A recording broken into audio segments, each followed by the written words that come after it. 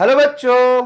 तो कैसे हैं आप लोग। मैं मनीष राज, आपका एमआर सर। लास्ट लेक्चर में मैंने आपको पैरेलल प्लेट कैपेसिटर का कंप्लीट एनालिसिस पढ़ाया है। पैरेलल प्लेट कैपेसिटर के बीच में इलेक्ट्रिक फील्ड होता है sigma upon epsilon not, potential difference होता है sigma upon epsilon not into D, capacitance हो जाएगा charge divided by potential difference, वो आ जाता है epsilon not A by D. Dielectric डाल देंगे तो के epsilon not A by D हो जाएगा, के टाइम्स इंक्रीज हो जाता है। फिर मैंने उसी कैपेसिटर को बैटरी से चार्ज किया तो बैटरी वर्क करता है, बैटरी सोर्स ऑफ चार्ज नहीं है। बैटरी क्या करता है साहब, वर्क करता है। उस वर्क की वजह से कुछ एनर्जी कैपेसिटर पे स्टोर हो जाता है। वो स्टोर एनर्जी भी समझाया था। स्टोर एनर्जी के साथ साथ मैंने एनर्जी डेंसिटी भी समझाया था। एक यूनिट वॉल्यूम एनर्जी कितना स्टोर होता है, सिग्मा स्क्वायर बटा 2 एप्सिलॉन नॉट। एनर्जी कितना स्टोर होता है, क्यू स्क्वायर बाई 2c और हाफ सी भी स्क्वायर। फिर मैंने एक कैपेसिटर को दूसरे कैपेसिटर से कनेक्ट कर दिया था। फिर बोला था दोनों का पोटेंशियल कॉमन हो जाएगा। उस कॉमन पोटेंशियल की वैल्यू क्या होगी, C1 V1 plus C2 V2 divided by C1 plus C2। Direct लिख सकते हैं total charge Q1 plus Q2 starting wire में दो कैपेसिटर पे। जब कनेक्ट कर दोगे स्विच को तो हो जाएगा common potential total charge divided by total capacitance. फिर मैंने आपको series combination of capacitor, parallel combination of capacitor, point potential method से कैपेसिटर को सॉल्व करना सिखाया था। लास्ट सेक्शन में मैंने डायलेक्ट्रिक डाल दिया था कैपेसिटर के अंदर, फिर सीरीज कॉम्बिनेशन में डायलेक्ट्रिक डाला था, फिर पैरेलल कॉम्बिनेशन में डायलेक्ट्रिक डाला था। के इक्विवेलेंट निकालने का अप्रोच दोनों में अलग होता है। ऐसा नहीं के इक्विवेलेंट निकालना है तो बस के इक्विवेलेंट निकालना है, ना ना ना ना ना। सीरीज में के इक्विवेलेंट निकालने का फॉर्मूला क्या था, तो सी इक्विवेलेंट पहले निकालते हैं। कैसे, तो C is equal to epsilon not A divided by width, पहला डायलेक्ट्रिक कांस्टेंट प्लस दूसरा विड्थ दूसरा डायलेक्ट्रिक कांस्टेंट सीरीज में। पैरेलल में क्या समझाया था, पहले मैं आपको समझाया था इंडिविजुअल कैपेसिटेंस लिख लीजिए, पहले डायलेक्ट्रिक की वजह से, दूसरे डायलेक्ट्रिक की वजह से, तीसरे डायलेक्ट्रिक की वजह से, और सबको ऐड कर दीजिए। फिर मैंने बैटरी कनेक्ट रखते हुए डायलेक्ट्रिक डाला था।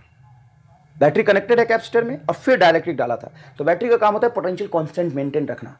पोटेंशियल कांस्टेंट था लेकिन कैपेसिटर डायलेक्ट्रिक डालने से कैपेसिटेंस बढ़ गया था। तो बहुत सारी चीजें पढ़ा दी थी ये साहब। असल में क्लास में हम लोग इसको एक अलग सेक्शन में पढ़ाते हैं, 7-8 लेक्चर लगता है, ठीक है। तो लास्ट में मैंने कुछ सवाल छोड़ दिए थे और बोले थे नेक्स्ट लेक्चर में कवर करेंगे। तो बेटा आज के लेक्चर में हम लोग करंट इलेक्ट्रिसिटी स्टार्ट नहीं करेंगे, हम कैपेसिटर के ही सवाल सॉल्व करेंगे आगे, ठीक है। अब ये वो सवाल है जो मैंने आपको दिया था सॉल्व करने के लिए। अब इसमें बच्चे गलती क्या कर रहे हैं, बच्चे को मैंने बोला कि पॉइंट पोटेंशियल मेथड यूज करना, ठीक है साहब। पॉइंट पोटेंशियल मेथड यूज करके सॉल्व करो। बच्चा कहता है ठीक है सर, यहां पे हम मान लेते हैं 0 वोल्ट, यहां पे क्या मान लेते हैं 0 वोल्ट, और एक बच्चा कह रहा है 0 यहां, तो यहां भी 0 यहां भी 0 और इधर मान लिया 10 वोल्ट। अबे रामलाल कितना मानेगा बे, तूने ये तो मान लिया कि तू रामलाल है, वो सही माना था, लेकिन यहां पे 0 वोल्ट मान लोगे, यहां पे 10 वोल्ट मान लोगे, यहां पे 20 वोल्ट मान लोगे, तेरी मर्जी चलेगी क्या। एकदम महाबाह्यात सॉल्यूशन है बे, तुम्हें कंसेप्ट ही सब कुछ गड़बड़ कर दिया। यहां 0 मानने का मतलब थोड़ी नहीं कि यहां भी 10 20 कुछ भी मान सकते हो। दो पॉइंट पे आप पोटेंशियल एज्यूम नहीं कर सकते, एक ही पॉइंट पे पोटेंशियल एज्यूम कर सकते हैं, क्योंकि पोटेंशियल डिफरेंस एक यूनिक फिजिकल क्वांटिटी होता है। इस दो पॉइंट के बीच में जो सर्किट का पोटेंशियल डिफरेंस होना चाहिए था वो रहेगा हमेशा। आप यहां पे 10 वोल्ट नहीं मान सकते, तो आपने बोला तो कुछ भी मान लेना। हां, कुछ भी एक ही जगह पे, दो जगह नहीं।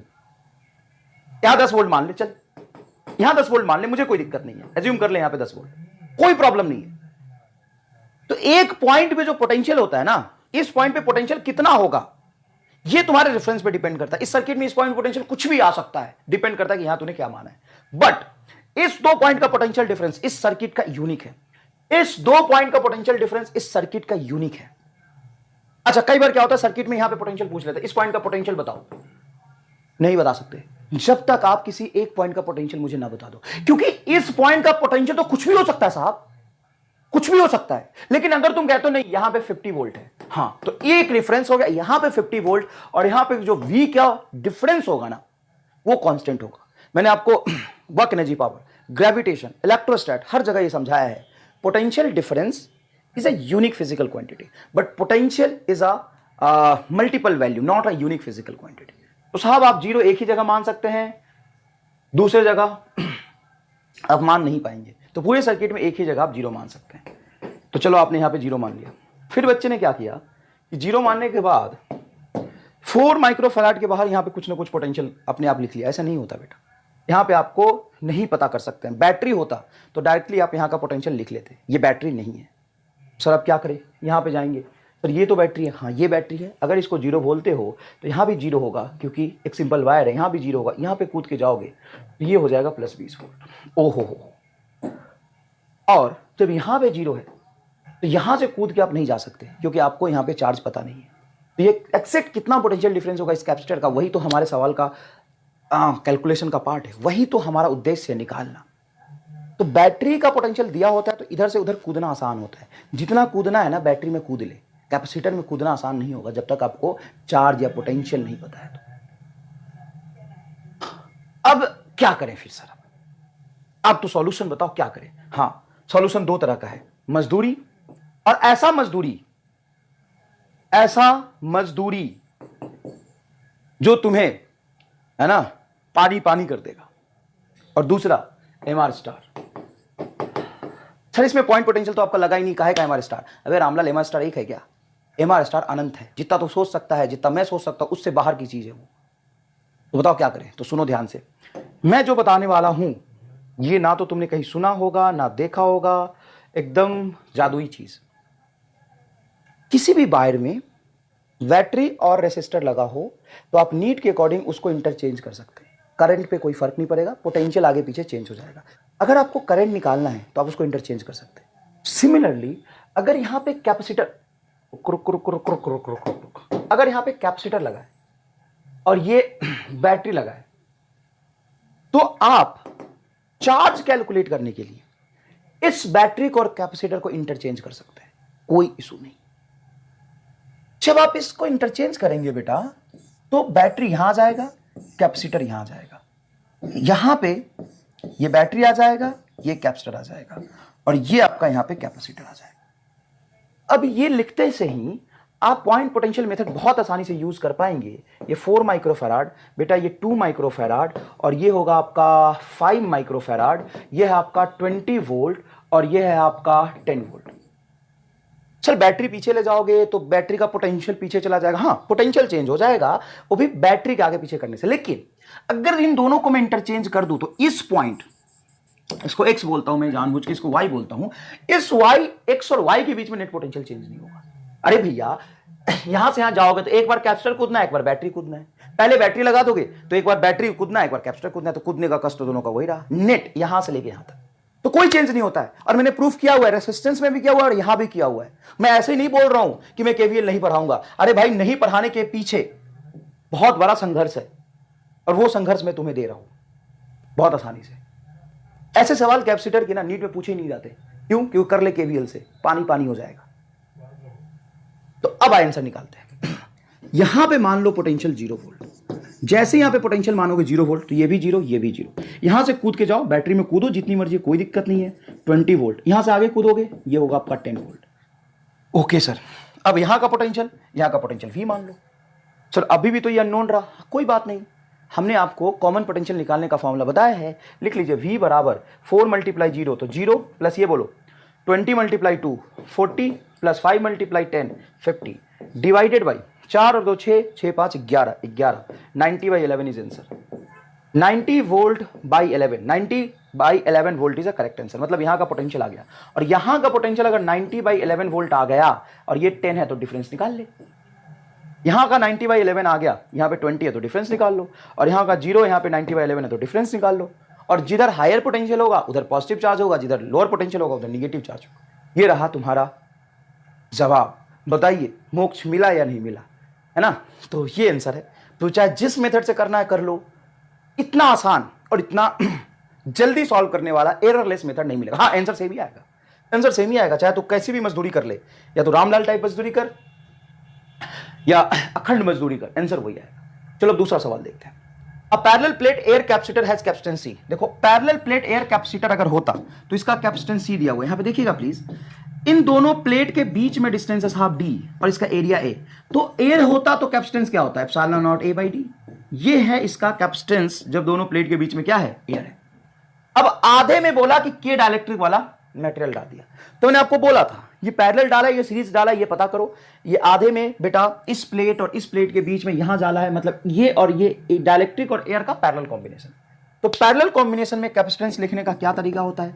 सर पैरेलल कॉम्बिनेशन में कैपेसिटेंस लिखने का तरीका होता है कि इसका कैपेसिटेंस लिखो सर इसका कैपेसिटेंस कैसे लिख पाएंगे? तो देखो डिस्टेंस d और एरिया a/2, उसके हिसाब से एयर और डाइलेक्ट्रिक का लिख के ऐड करो। तो चलो एप्सिलॉन नॉट a, एरिया आधा हुआ, आधा बाई 2 इंटू डिस्टेंस उतना ही है, k की वैल्यू क्या आ जाएगा, प्लस एयर वाले का लिखोगे तो एप्सिलॉन नॉट a, एयर की वैल्यू का dielectric constant 1 divided by 2d। 2 कहां से आया? आधा एरिया के होने की वजह से, और सिंपल ऐड करते हैं क्योंकि पैरेलल कॉम्बिनेशन में सिंपल ऐड होता है। तो यहां से जब c' देखेंगे तो epsilon naught a by 2d, epsilon naught a by 2d बाहर आ जाएगा, ये k प्लस 1 हो जाएगा। चाहो तो उसको 2 को अंदर ले लो, तो ये लिख सकते हो आप epsilon naught a by d k plus 1 by 2, ये आंसर आया। तो ये फिर से तुमने क्या करी? मजदूरी। ये फिर से क्या करी? मजदूरी। आज तो तुम्हें इतने मोक्ष दिलाऊंगा ना कि कंफ्यूज हो जाएगा कि कौन सा वाला मोक्ष कहां से घुस रहा है। चल देख इधर, पहले तो इनसे देख ले epsilon naught a by d k plus 1 by 2।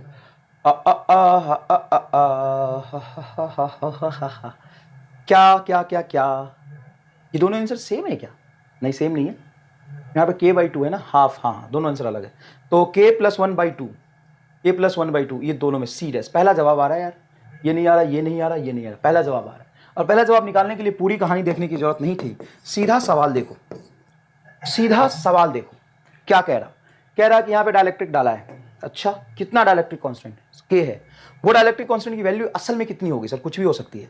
तो क्या उसकी डाइलेक्ट्रिक कांस्टेंट की वैल्यू 1 हो सकती है क्या? Yes, if value of dielectric constant is 1, मतलब इसको 1 मान लेता हूँ, तो एयर की 1 होती है सर, तो हाँ ये भी एयर, ये भी एयर, हवा ही हवा है, तो आंसर हवा ही आएगा। मतलब k इक्विवेलेंट या c इक्विवेलेंट की जो वैल्यू होगी वो c के बराबर ही रहेगी।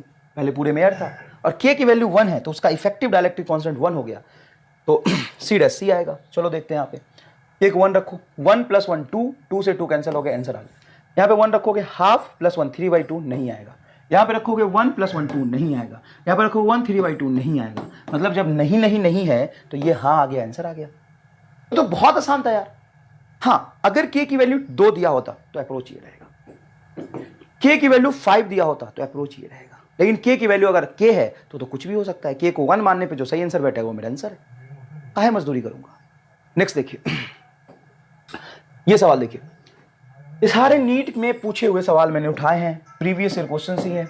Parallel plate capacitor have capacitance C, parallel plate capacitor है, कैसा है? पैरेलल प्लेट कैपेसिटर, दोनों में बीच में एयर है, एरिया इसका A है, तो कैपेसिटेंस हो जाएगा epsilon naught A by D, जब दोनों के बीच में, प्लेट के बीच में एयर है। Have capacitance C, half of the space filled with a dielectric of constant k, आधे स्पेस को k डाइलेक्ट्रिक कांस्टेंट से फिल कर दिया, आधे स्पेस को, half of the space as shown in figure, then new capacitance will be. ध्यान से सुनिएगा, जब एक डाइलेक्ट्रिक लगाया, फिर दूसरा लगाया, तीसरा लगाया, सीरीज कॉम्बिनेशन में लगाए, तो जवाब होगा आपका epsilon naught A by, epsilon naught A by आधे में d बाई 2 में k डाइलेक्ट्रिक है, प्लस आधे में d बाई 2 में एयर है, तो 1 लिख देंगे। यहां से d बाई 2 को कॉमन निकालेंगे, 2 बिल्कुल लीजिए तो ऊपर चला जाएगा, c dash is equal to आएगा 2 epsilon naught A divided by d, ये हो जाएगा 1 बाई k प्लस 1। जब इसका एलसीएम लोगे, epsilon naught A by d, epsilon naught A by d को c कह सकते हैं, तो ये आ जाएगा बेटा 2c, और यहाँ पे क्या आएगा 1 प्लस k, तो k divided by 1 plus k is a correct answer. तो साहब ये तो हमने आपको सिखाई है मजदूरी, और आपको ये करना पड़ेगा अगर k की वैल्यू कुछ और दिया हो तो, लेकिन अगर k की वैल्यू एग्जैक्ट नहीं दी है तो k की वैल्यू कुछ भी हो सकती है। तो आप एयर मान के एक बार सोचिए कि अगर यहाँ पे एयर होता, जो डाइलेक्ट्रिक रखा है मैंने, लेकिन उसकी डाइलेक्ट्रिक कांस्टेंट 1 है, तो 1 1 तो यार इसकी c डैश भी c के बराबर होता, तो k को 1 रखो, यहाँ पे k को 1 रखोगे तो 1 और 1 प्लस 1 2 c बाई 2, अरे रामलाल है क्या, देख यहाँ पे 2 2 ये सही बैठ रहा या देख यहाँ पे 2 और 1 3 बाई 2, अबे रामलाल है क्या, यहाँ पे 1 रख, अगर यहाँ पे 1 रखोगे तो 1 बाई 2 प्लस 1 मतलब 3 बाई 2, अबे रामलाल है क्या, फिर सही कहाँ है बे? अच्छा यहाँ सही है ना, ये आंसर है, यही आया था क्या, 2ck divided by k plus 1, इसको कहते हैं हमारे स्टार। कहाँ गया? है ही नहीं, वो तो सीधा आंसर बताता है, वो थोड़ी ना होता है कहीं, वो तो एक सोच है, हवा है, आंसर आ गया तेरा। आगे देखो साहब, ये वाले कंसेप्ट मैंने समझाया था आपको, ऐसे सवाल खूब सारे पूछे जाते हैं। तो आइए P और Q के बीच अपन कैपेसिटेंस निकालें। अगर हर प्लेट का एरिया A है और दो प्लेट के बीच में डिस्टेंस D, तो हमें इक्विवेलेंट कैपेसिटेंस निकालना है। इसमें प्लेट्स हैं 1 2 3 4 5 6 7, तो कितने कैपेसिटर बनेंगे? लाइन लाइन खींच के कैपेसिटर बना देता है, तो कितने कैपेसिटर बनेंगे इसका एक आसान सा तरीका मैंने बताया था। कि आप प्लेट गिन लो, उसमें से एक कम कर दो, या फिर गैप गिन लो। तो 1 2 3 4 5 6 गैप है। कितने गैप है? 6 गैप है। तो 6 कैपेसिटर बनेंगे। अब यहां पे आप देखें तो ये प्लेट का पोटेंशियल पी के पोटेंशियल के बराबर होगा। ये पी है तो ये भी पी है, ये भी पी है, ये भी पी है। तो पी को साइड में ले जाओ और क्यू को साइड में ले जाओ और कैपेसिटर बनाना शुरू कर दो। क्या बनाना शुरू कर दो? कैपेसिटर बनाना शुरू कर दो। तो ये जो 1 और 2 के बीच कैपेसिटर बना है वो पी और क्यू के बीच में है। तो एक कैपेसिटर पी और क्यू के बीच में बन गया। ये भी ऊपर क्यू नीचे पी, तो ये भी पी और क्यू के बीच में बन गया। नीचे वाला ये 2 बना लिया अपन, ये पी और क्यू, तो ये भी पी और क्यू के बीच बन गया। अब आपको लग रहा हो रामलाल की तरह मजदूरी क्यों कर रहे हो सर? आपको तो पता है ना, ये पी क्यू, ये पी क्यू, ये पी क्यू, ये भी पी क्यू, ये भी पी क्यू, ये भी पी क्यू, 6 कैपेसिटर पैरेलल में है। तो आंसर हो जाएगा C P Q is equal to 6 epsilon not A by d is the correct answer. कोई खास बात नहीं। ऐसे ऐसे कितने कैपेसिटर बन जाएंगे? 6 कैपेसिटर बन जाएंगे। 1 2 3 4 5 और ये 6 कैपेसिटर बन जाएंगे। बिल्कुल जवाब सही है आपका। नेक्स्ट देखिए, अब इस तरह के सवाल में पोटेंशियल दे देते हैं और पूछते हैं कि चार्ज बताइए प्लेट पे कैसा होगा।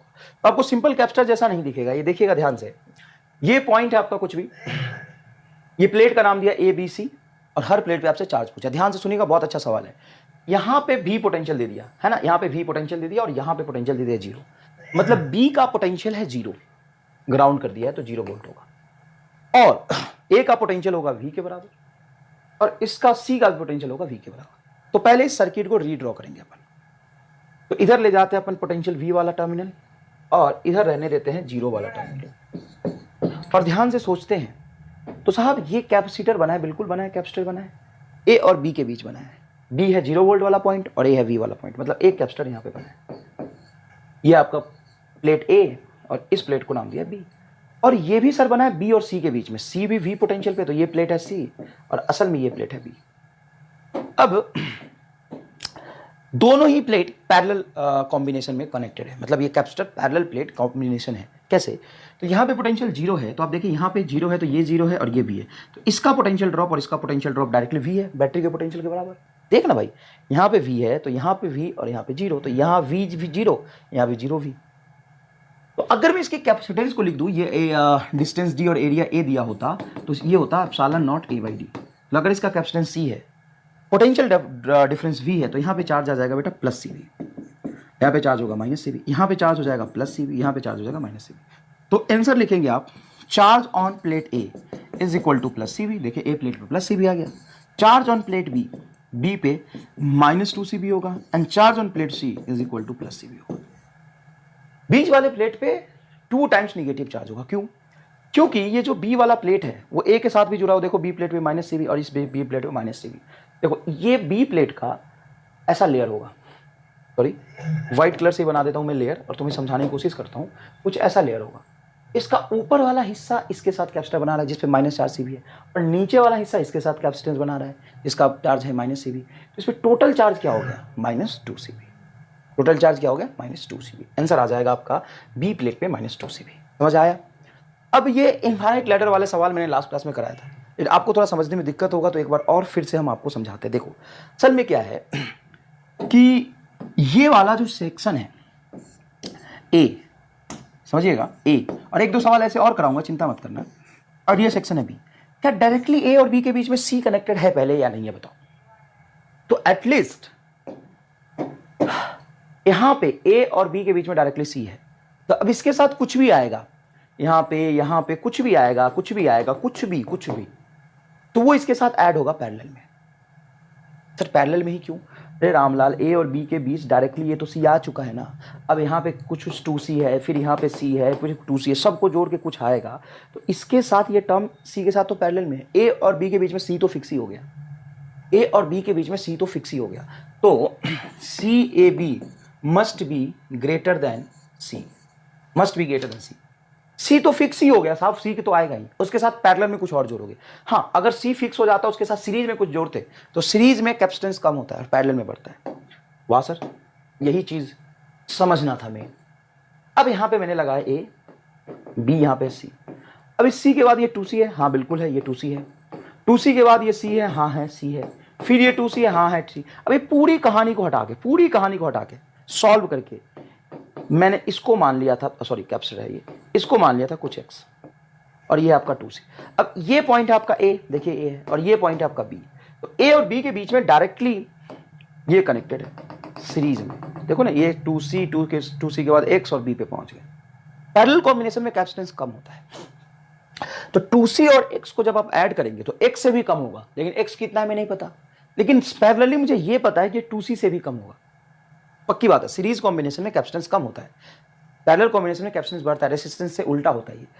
तो जब मैं 2c और c को x को जोड़ा, 2c और x को जोड़ा, तो पक्की बात है 2c से कम आएगा।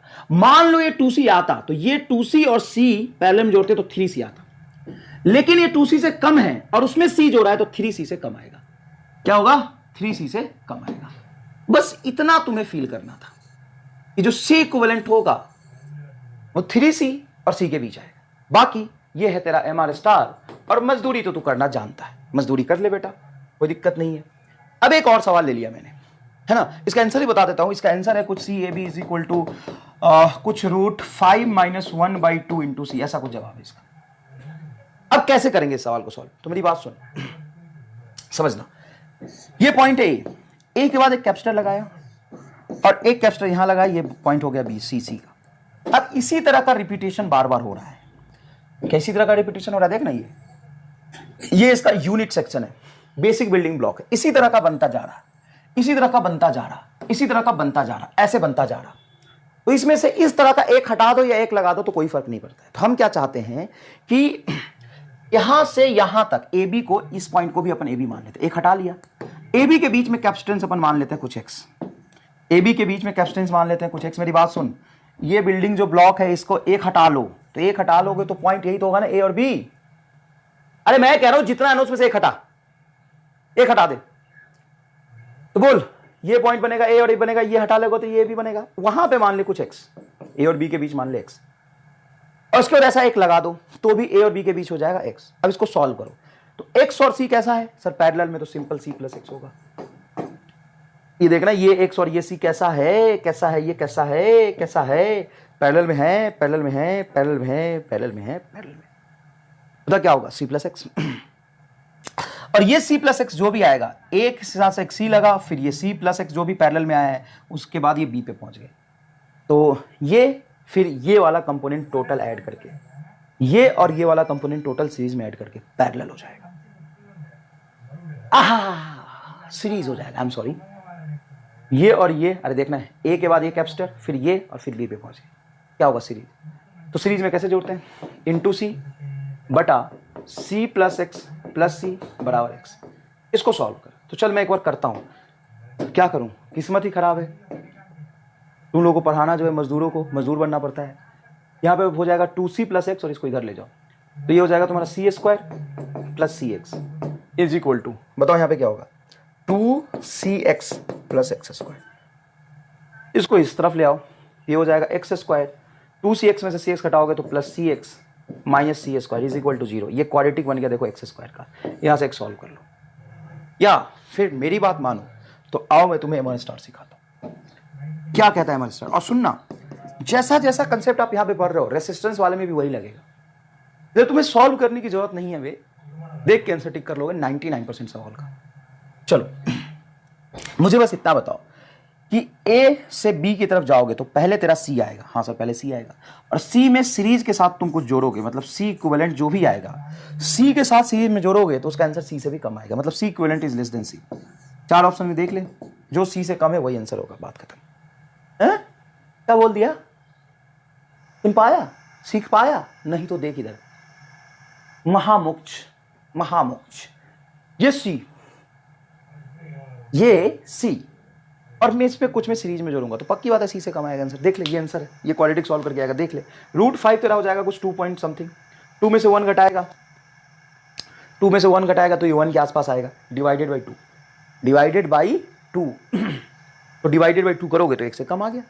अरे भाई √5 होगा 2 पॉइंट समथिंग, 2 पॉइंट समथिंग में से 1 घटाओ तो हो जाएगा 1 पॉइंट समथिंग, 2 नहीं, ये 1 पॉइंट समथिंग, उसको 2 से डिवाइड कर लो, उसको 2 से डिवाइड कर लो, 1 से कम आ गया, 1 से कम आंसर आना चाहिए था। हो गया भाई, कुछ करना ही नहीं। रेसिस्टेंस में तो और मजे आएंगे, अभी तो कैपेसिटर चल रहा है, रेसिस्टेंस में तो और मजा आएगा।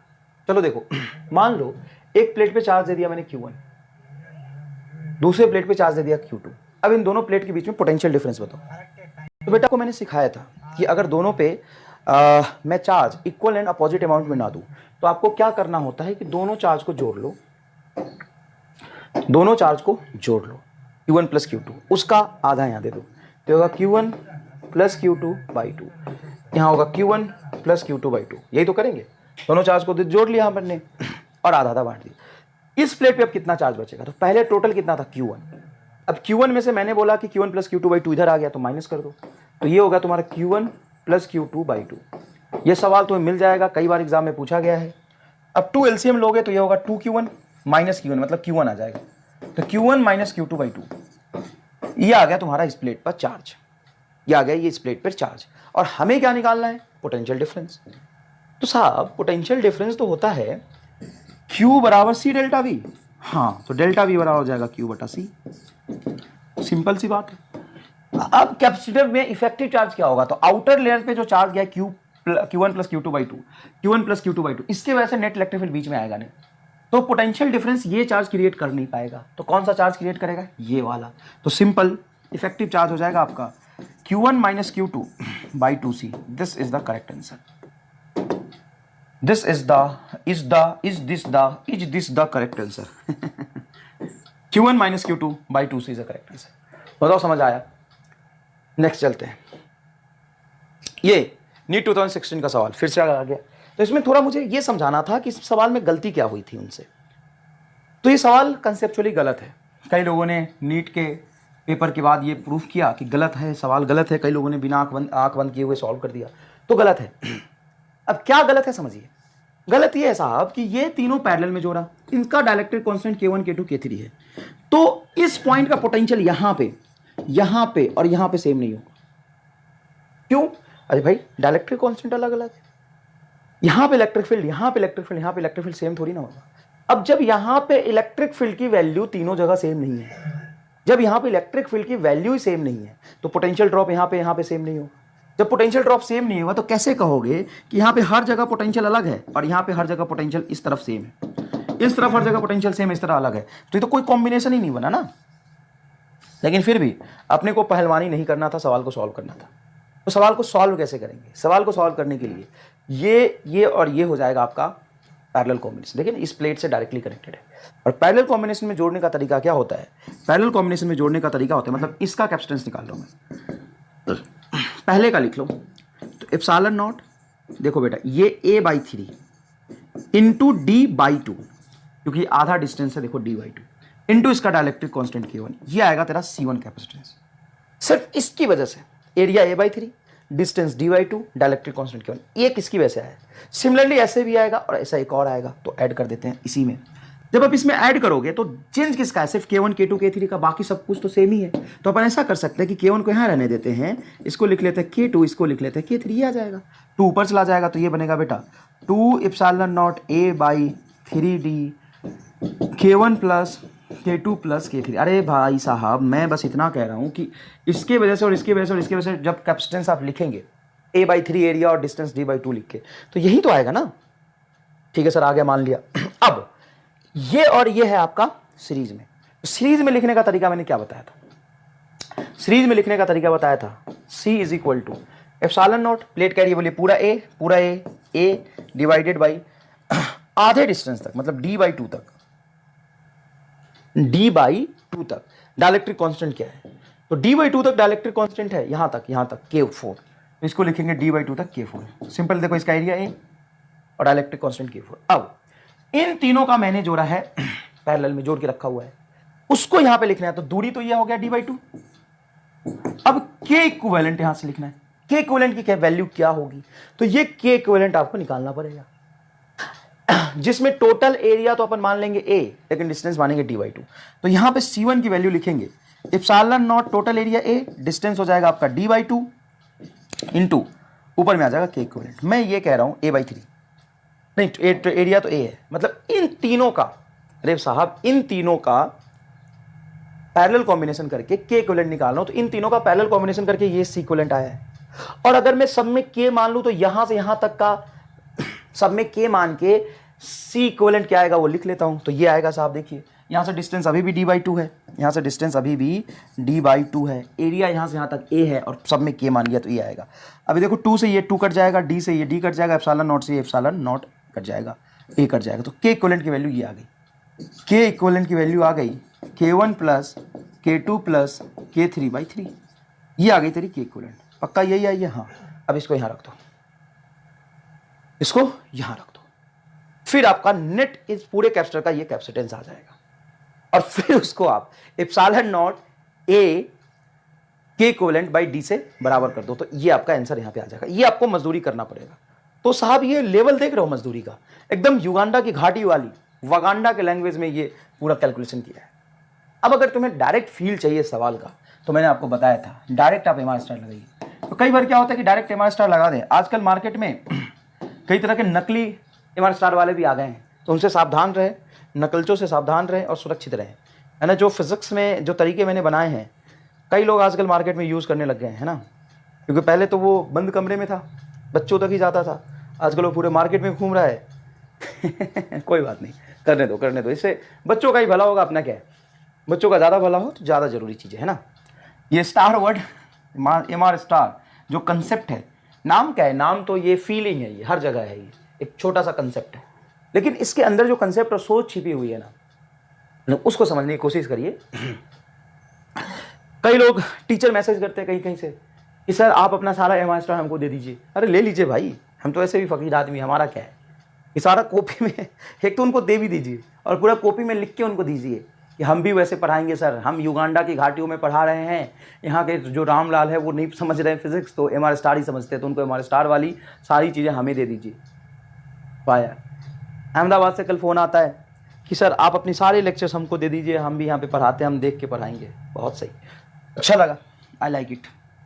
अभी हमारे स्टार, इफ k1 बराबर k2 बराबर k3 बराबर k4 बराबर 1, अगर सब की डाइलेक्ट्रिक कांस्टेंट 1 हो जाए, मतलब हवा हवा ही हवा है, तो k इक्विवेलेंट भी हवा के बराबर होगा। और ऐसा सिर्फ और सिर्फ थर्ड ऑप्शन में आ रहा, ऐसा सिर्फ और सिर्फ थर्ड ऑप्शन में आ रहा। तो नो डाउट आपको एक बार सॉल्व करना भी आना चाहिए, ठीक है ना। अब ये सवाल देखिए, इसमें इलेक्ट्रिक फील्ड, अच्छा ये मैंने करा दिया था कि जो डाइलेक्ट्रिक होता है उसमें इलेक्ट्रिक फील्ड कम हो जाती है k टाइम्स, यहाँ भी कम, यहाँ भी कम, यहाँ पे इलेक्ट्रिक फील्ड E0 होगा, यहाँ पे इलेक्ट्रिक फील्ड E0 होगा, यहाँ पे इलेक्ट्रिक फील्ड E0 होगा, यहाँ पे कम आएगा, कम आएगा। तो देखिए ये सवाल सही था, यहाँ पे इलेक्ट्रिक फील्ड E0, यहाँ पे कम, ये E0, यहाँ पे कम, ये फिर से E0 हो गया। अच्छा, इसमें अगर मैं कंडक्टर डाल दूँ, कंडक्टर अभी तक नहीं डाला था, डाइलेक्ट्रिक डाला था, कंडक्टर वाले सवाल कहाँ कराए। कभी कभी बेटा रामलाल बीच में कंडक्टर भी डाल देते हैं। कैपेसिटर छोटा सेक्शन नहीं है कि एक क्लास में 2 घंटे में मैं आऊँ और तुमको जादू दिखाऊं, कितना भी एमआर स्टार दिखा दूंगा ना, तो तू तो बकलोल ही है। तू क्या है बता, क्या है तू? सर हम रामलाल है। हाँ तो बकलोल रामलाल है, सिंपल रामलाल नहीं है। सिंपल रामलाल तो दुनिया में कई घूम रहे हैं, एकदम बकलोल टाइप का रामलाल है। तो ऐसा नहीं है, तुम्हें कितना भी एमआर स्टार, ज़्यादा एमआर स्टार भी एक दिन में दे दूंगा ना तो हैंग कर जाता है, और कहाँ कहाँ से हैंग करता है तुम्हें पता नहीं चलता। बॉडी का कोई भी हिस्सा हिल नहीं रहा होता, सब स्थिर हो जाता है, एकदम शून्य हो जाता है, शून्य। तो भाई साहब थोड़ा समझना पड़ेगा, समझिए। ये कंडक्टर है, ये कंडक्टर है। मान लो कंडक्टर का जो विड्थ है वो d/2 है और टोटल विड्थ कैपेसिटर प्लेट का d था। अब इसमें बोल रहा कि सबसे पहले तो अगर कंप्लीट एयर हो, कंप्लीट में एयर हो तो कैपेसिटेंस क्या होता है, एप्सिलॉन नॉट a/d। अगर इस प्लेट का एरिया a है, प्लेट का एरिया a है, तो पहले जब कंप्लीट एयर था तो ये होगा। अब जब डाइलेक्ट्रिक डाल दिया, सॉरी कंडक्टर डाल दिया बीच में, तो अब कैपेसिटेंस क्या हो जाएगा, तो कंडक्टर डाल दोगे तो हो जाएगा एप्सिलॉन नॉट। समझना, एप्सिलॉन नॉट।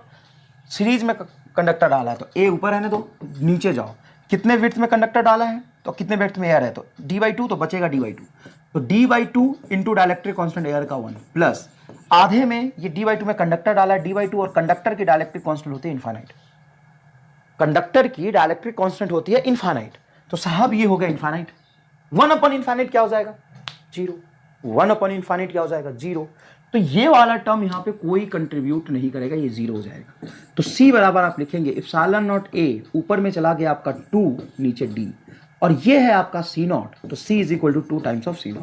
मतलब अंदर में कंडक्टर, आधे मोटाई का कंडक्टर रखने से कैपेसिटेंस बढ़ गया साहब। और अब इलेक्ट्रिक फील्ड और डिस्टेंस का ग्राफ अगर देखोगे तो इस रीजन में इलेक्ट्रिक फील्ड आपका होगा E0, प्लस क्यू चार्ज है, माइनस क्यू चार्ज है, तो यहाँ पे होगा इलेक्ट्रिक फील्ड E0। यहाँ पे इलेक्ट्रिक फील्ड होगा 0, यहाँ पे इलेक्ट्रिक होगा ई नॉट। कंडक्टर के अंदर इलेक्ट्रिक फील्ड 0 ही तो हो जाता है। ये रहागा तेरा ई नॉट और फिर से यहाँ पे आ जाएगा ई नॉट। बीच में इलेक्ट्रिक फील्ड अगर देखा जाए, बीच में इलेक्ट्रिक फील्ड देखा जाए यहाँ पे इस रीजन में, ऐसे इलेक्ट्रिक फील्ड का पैटर्न बनेगा। तो ऑब्वियस सी बात है कि यहाँ पे इलेक्ट्रिक फील्ड है आपका ई नॉट, यहाँ पे इलेक्ट्रिक फील्ड है ई नॉट, लेकिन यहाँ पे इलेक्ट्रिक फील्ड हो जाएगा 0 कंडक्टर के अंदर। तो डाइलेक्ट्रिक और कंडक्टर में फर्क है। अगर डाइलेक्ट्रिक है तो इलेक्ट्रिक फील्ड होगा आपका ई नॉट बाई के, और अगर प्योर कंडक्टर है तो इलेक्ट्रिक फील्ड उसमें हो जाएगा 0। अब कैपेसिटेंस के सॉल्व करने के सवाल कुछ अच्छे यहाँ पे देखिए ध्यान से। In the given network of capacitor the equivalent capacitance between point A and B. साहब पॉइंट एक ये है, एक ये बी है। इसको थोड़ा सा अपन रीड्रॉ करके फिर अच्छे से देखें, थोड़ा सा एलेबोरेट करके, इनलार्ज करके, तो ये आपका ऐसा बना है, ऐसा एक ही था बे, और एक यहाँ पे कैपेसिटर ऐसे आया, ऐसे जोड़ दिया, ऐसे जोड़ दिया, और इधर ही है, ये इधर है, साइड में है, यहाँ से कैपेसिटर लिया, ऐसे जोड़ दिया, ये कैपेसिटर लिया, ऐसे जोड़ दिया। ये पॉइंट आपका ए और ये पॉइंट आपका बी। अब यहाँ पे जो कैपेसिटेंस आएगा, क्या आएगा बेटा? कैपेसिटेंस सी सी, और ये सी और ये सी और ये सी और ये सी। ए और बी के बीच में कैपेसिटेंस अपने को बताना है। कहाँ बताना है बेटा? इस ए और बी के बीच में बताना है। तो सबसे पहले इसमें वैसे कहते हैं कि पॉइंट देखते हैं, मतलब पोटेंशियल देखते हैं पॉइंट में। अगर यहाँ पे पोटेंशियल में कुछ वी मान लो, यहाँ पे होगा वी, यहाँ भी होगा वी, तो इतना बड़ा वर्ड बोलने की जरूरत नहीं है। तुम छोटा सा वर्ड बोलो कि अगर मैं इस तार में आगे बढ़ूं तो ये पॉइंट ए ही रहेगा जब तक तार में या वायर में कोई कैपेसिटर, बैटरी या रेसिस्टर नहीं आ जाता है। तो अगर मैं इसको ए बोलता हूं तो ये ए होगा, ये भी ए होगा, और अगर मैं इसको बी बोलता हूं तो ये बी है, ये बी है, ये बी है, ये बी है, मतलब B B B B B है, बी बी है, B B B B B है। इससे क्या होगा सर? इससे ये होगा कि तुम्हें पता चलेगा कि जो कैपेसिटर्स कनेक्टेड है दो पॉइंट्स के बीच में, वो असल में दो पॉइंट्स है कौन से। तो ये सारे बी हैं, ये सारे बी है, बी है, बी है, ये ए है, ए है। तो सारे पॉइंट्स पता चल गए क्या? नहीं, इस कैपेसिटर का इधर वाला पॉइंट, इस कैपेसिटर का इधर वाला पॉइंट, इसका ये वाला पॉइंट, सब पता चल गया। ये अननोन रह गया। तो इस अननोन को बोल दो एक्स। कई बार बच्चे होते हैं कि सवाल को देखते हैं और भी देखते हैं और लगातार सवाल को देखते रहते हैं।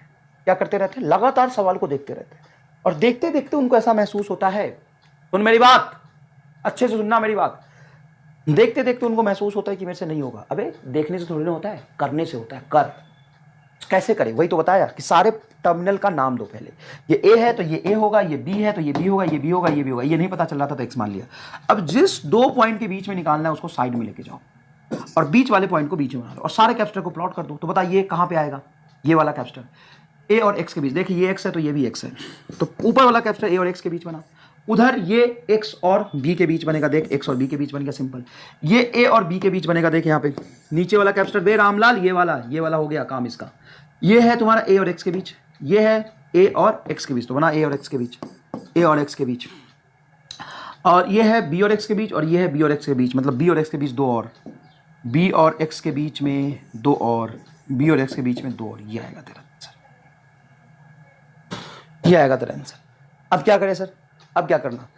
सी सी पैरेलल में हो जाएगा 2C, और सी सी सी पैरेलल में हो जाएगा 3C। 3C और 2C को सीरीज में जोड़ो। ये देखो, ये 2C x तक, फिर x के बाद 3C और b तक, तो ये दोनों सीरीज में हो जाएंगे। तो सीरीज में जोड़ोगे तो 2C इंटू 3C बाई, तो ये हो जाएगा 6C/5, सिंपल 6C/5। और इसके पूरे के साथ ये पूरा नीचे वाला सेक्शन ए और बी के बीच, और ये भी ए और बी के बीच है, तो पैरेलल हो जाएगा, simple C. 6 × 11 11C/5। This is the correct answer. बहुत मजेदार सवाल है, बहुत ज्यादा मजेदार सवाल है। नेक्स्ट देखिए। अच्छा, ऐसे भी सवाल पूछे जाते हैं, समझिएगा। ये पॉइंट है ए और साइड वाले ये यहां पे सी कनेक्टेड है, ए और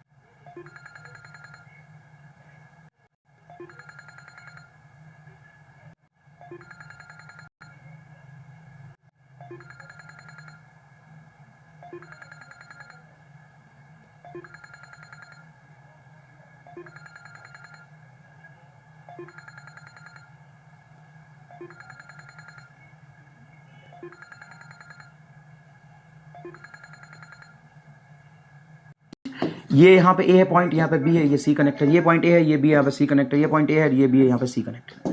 तो सी ए बी क्या हो जाएगा? इक्विवेलेंट कैपेसिटेंस बिटवीन ए,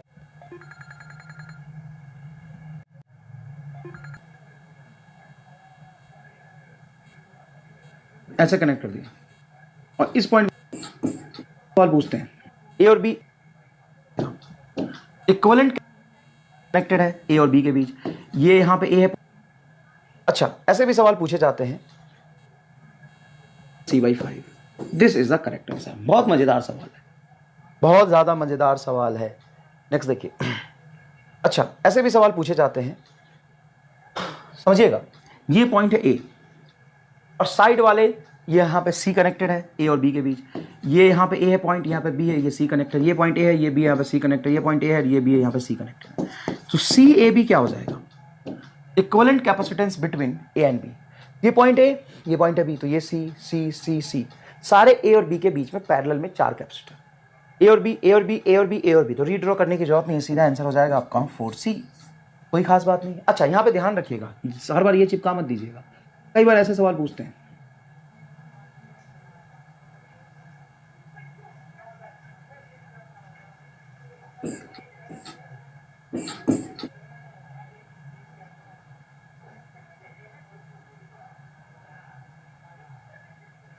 ऐसे कनेक्ट कर दिया और इस पॉइंट का नाम दे दिया ए और इस पॉइंट का नाम दे दिया बी, सी सी सी सी। अब ए और बी के बीच कैपेसिटेंस बताइए। तो रामलाल, मुझे बस इतना बता कि अगर ये ए है तो ये क्या होगा? सर ए होगा, सर ए होगा, सर ए होगा।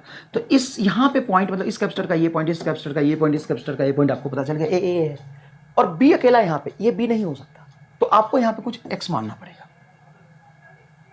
एक्स और ए के बीच, एक्स और ए के बीच, एक्स और ए के बीच 3 कैपेसिटर पैरेलल में, तो ये हो जाएगा 3C। और ये 3C, ये देखो यहाँ तक आ गया, ए से एक्स के बीच में 3C, 3C में सी को साथ सीरीज में जोड़ूंगा तो मैं इस बी पॉइंट पे पहुंच जाऊंगा। मतलब 3C और सी आपका हो जाएगा सीरीज में। तो 3C और सी सीरीज में जोड़ोगे तो ये 3C/4 आ जाएगा। तो सी ए भी आ जाएगा आपका 3C/4, है ना। तो कंसेप्ट समझिए, अगर कैलकुलस में गलत हो तो ये आप एक बार वेरीफाई कर लेंगे। ये सिमेट्रिक सर्किट तो आपको मैंने बताया था। उससे पहले एक सवाल और मेरे दिमाग में आ रहा है, ऐसे सवाल पूछे जाते हैं, अपन कर लेते हैं, कोई खास बात नहीं है।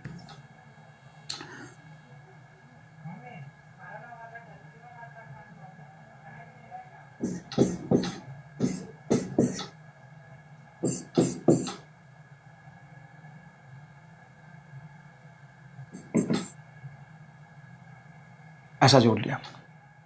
अब मान लो यहां पे कैपेसिटर और लगा देता हूं, एक ये कैपेसिटर और लगा देता हूं, ये भी कैपेसिटर और लगा देता हूं। ये पॉइंट है तेरा ए, ये पॉइंट है बी। अब मुझे कैपेसिटेंस बताना है। अब देखने को तो बड़ा भयंकर सवाल लग रहा है। कोई भी दो आपका कैपेसिटर सीरीज और पैरेलल में नहीं दिखाई दे रहा है। कोई भी दो कैपेसिटर आपको सीरीज और पैरेलल में नहीं दिखाई दे रहा है, दिखाई देगा भी नहीं, देखते रहने से। करना पड़ेगा। क्या करें सर? तो सबसे पहले आप ये करें, ये अगर बी है तो ये भी बी होगा, ये आपको पता होना चाहिए। क्यों? बीच में कोई कैपेसिटर नहीं लगा। अगर ये ए है तो ये भी ए होगा, आपको पता होना चाहिए, क्योंकि बीच में कोई कैपेसिटर नहीं लगा। अच्छा रामलाल, अच्छा, तो अगर ए है तो ये भी ए होगा, ठीक है। ये क्या होगा सर? बी होगा क्या? नहीं। ए होगा क्या? नहीं। तो क्या माने? एक्स। तो अपने पास 3 पॉइंट है, ए और बी। इन दोनों के बीच कैपेसिटेंस निकालना, साइड में ले जाइए, अननोन को एक्स बीच में लिखिए। अब यहाँ पे समझिए, ए और बी के बीच ये डायरेक्ट कैपेसिटर लगा हुआ है, जोड़ दीजिए। ये ए और बी के बीच हो गया डायरेक्टली, सॉरी, ये ए और बी के बीच डायरेक्टली है। तो ऐसे बनाओ, ऊपर से बाईपास से ले जाओ, ए और बी के बीच जोड़ो। ये वाला कैपेसिटर ए और बी के बीच हो गया कनेक्ट, मतलब इसको हमने देख लिया। अब ये कैपेसिटर भी ए और बी के बीच डायरेक्टली है, तो यहाँ पे भी ए और बी के बीच डायरेक्टली ये कैपेसिटर जोड़ दीजिए। ए और बी के बीच है, ये ए है, ये बी है, तो ये भी हो गया इसका काम। उसके बाद ए और एक्स के बीच है, ये ए और एक्स के बीच जोड़ दीजिए। देखिए ए और एक्स के बीच इसका भी काम हो गया। ये भी ए और एक्स के बीच है, जोड़ दीजिए। ए और एक्स के बीच में इसका भी काम हो गया। ये एक्स और बी के बीच है, ये रहा एक्स और ये रहा बी, इसके साथ जोड़ दीजिए। ये हो गया। ये एक्स और बी के बीच है, तो ये जोड़ दीजिए एक्स और बी के बीच। ये आ गया तुम्हारा कैपेसिटेंस। अब बेटा रामलाल, तू मुझे ये बता दे बस, ये पैरेलल में है ए और एक्स के बीच में? हाँ, ये एक्स और बी के बीच में पैरेलल में है ये दोनों। तो सी सी 2C और ये 2C, 2C और 2C क्या हो जाएगा सीरीज में? C। तो साहब यहाँ पे आ जाएगा आपका C, और ये C/2, C/2, सॉरी C और C क्या हो जाएगा? C। सही लिख रहा हूं मैं? सॉरी, ये C और C पैरेलल में हो जाएगा 2C। सही। अरे भाई पैरेलल ही तो है, ये C और ये C पैरेलल है, तो पैरेलल में C क्या होता है? 2C। ये 2C और C ये दोनों भी पैरेलल में, तो ए और बी के बीच में इक्विवेलेंट कैपेसिटेंस आ गया आपका 3C। इक्विवेलेंट कैपेसिटेंस क्या आ गया 3C। ठीक है, अब देखिए सिमेट्रिक सर्किट, यहाँ पे सारे कैपेसिटेंस की वैल्यू CC है, सी सी सी सी सी सी सी। तो यहाँ पे मैंने लास्ट क्लास में भी थोड़ा समझाने की कोशिश किया था। देखो मान लो ऐसे चार्ज गया, मतलब ये कैपेसिटर ऐसे कनेक्टेड है, ये कैपेसिटर ऐसे कनेक्टेड है, ऐसे समझो।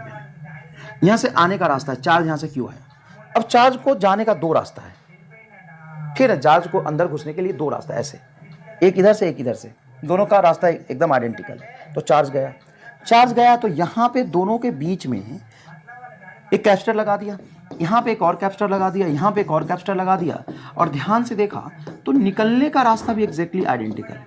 अगर इसको C और 2C बोल दूं मैं, अरे मान लो यहाँ पे CC है और यहाँ पे 2C और C है, तो अजीब सा एसिमेट्रिक सर्किट बना दूंगा तो सही नहीं होगा। लेकिन ये सिमेट्रिक सर्किट है एकदम। सिमेट्रिक कैसे है, जिस तरीके से इंटर करने का रास्ता है उसी तरीके का एग्जिट करने का रास्ता है। तो यहाँ पे जैसे चार्ज इधर से घुसेगा वैसे ही चार्ज इधर से घुसेगा, जितना चार्ज इधर से जाएगा उतना ही चार्ज इधर से जाएगा। तो देखो यहाँ पे C और C capacitance same, charge same, तो यहाँ का पोटेंशियल और यहाँ का पोटेंशियल सेम होगा, मतलब इस पे कोई चार्ज स्टोर नहीं हो पाएगा ना यहाँ पे। तो ये C आपका हो जाएगा C/3 ऊपर में, और ये C ये भी हो जाएगा आपका C/3। तो C/3 और C/3, तो C ये भी आ जाएगा आपका 2C/3 is a correct answer. Equivalent capacitance of combination of capacitor in a balanced Wheatstone bridge। Balance Wheatstone bridge का कंडीशन क्या होता है, ये डायरेक्टली आपको यूज करना होता है। ध्यान से समझिएगा बेटा। मान लीजिए ये आपका पॉइंट है, यहाँ पे कैपेसिटेंस है C1, ये आपका C2, ये आपका C3, ये आपका C4 और ये आपका C5। तो बैलेंस Wheatstone bridge का कंडीशन होता है कि if C1/C2 is equal to C3/C4, if C1/C2 मतलब इस कैपेसिटेंस का ratio C1/C2 is equal to C3/C4 है, then if C1/C2 is equal to C3/C4, then charge on C5 will be 0। और आप ये कह सकते हैं कि इस दो पॉइंट का पोटेंशियल जो होगा, ये x है और ये अगर y है, तो x और y का जो पोटेंशियल होगा सेम होगा। मतलब potential at x is equal to potential at y, मतलब डेल्टा भी क्या आ जाएगा आपका 0। यहाँ पे कोई चार्ज स्टोर नहीं होगा। अगर चार्ज स्टोर नहीं है तो डायरेक्टली C1 C3 हो जाएगा सीरीज में, क्योंकि ये है ही नहीं, और ये C2 C4 हो जाएगा सीरीज में। ये वाला कंपोनेंट और ये वाला कंपोनेंट लास्ट में हो जाएगा आपका पैरेलल, डायरेक्ट जोड़ देंगे आप। इसका एग्जाम्पल यहाँ पे देखिए Wheatstone bridge का, जैसे A और B के बीच में आपको कैपेसिटेंस निकालना है। क्या निकालना है बेटा, A और B के बीच में कैपेसिटेंस निकालना है। तो ध्यान से देखिएगा, ये आपका 6 माइक्रोफैराड, ये 3, ये 12, ये 6 और बीच में लगा 2। तो आप सबसे पहले ये देखिए कि बैलेंस Wheatstone bridge का है क्या कंडीशन। कई बार बच्चे क्या सोचते हैं कि ऐसा सर्किट बना होता है कहीं पे, ऐसा सर्किट बना होता है कहीं पे, और बच्चों को लगता है कि ये भी बैलेंस Wheatstone bridge है। अरे भैया बैलेंस Wheatstone bridge ये A और B है क्या, मान लो ये सब C है, C है, C है, C है, C है, क्या ये Wheatstone bridge है? अरे भाई Wheatstone bridge तब लगाते हैं जहाँ पे सीरीज पैरेलल देखने में थोड़ा दिक्कत आए। तो यहाँ पे देख तो जरा, ये अगर पॉइंट तेरा A है और ये B है, तो डायरेक्टली ये C सीरीज में होगा, C/2 होगा। ये C देखना डायरेक्टली सीरीज में दोनों, ये C/2 होगा, ये भी C/2 होगा। तो ये C/2 और ये C/2 क्या हो जाएगा C, और ये C और C पैरेलल में हो जाएगा, तो C A B के बीच में इक्विवेलेंट आ जाएगा आपका 2C। इसमें कहाँ बैलेंस Wheatstone bridge की कंडीशन लगानी है?